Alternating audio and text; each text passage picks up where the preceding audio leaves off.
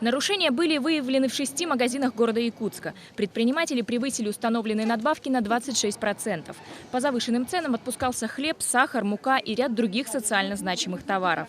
По результатам их рассмотрения виновным лицам назначено наказание в виде штрафов на общую сумму 175 тысяч рублей. По результатам принятых мер цены приведены в соответствие. В настоящее время проверки ценообразования в продуктовых магазинах продолжаются. Следует отметить, что прокуратура отслеживает стоимость только социально значимых товаров. В соответствии с постановлением мэрии города Якутска в перечень социально значимых товаров входит молоко, яйцо, хлеб, сахар, подсолнечное масло, а также рис, гречка и детское питание. Только в отношении этих продуктов ведется контроль прокуратуры.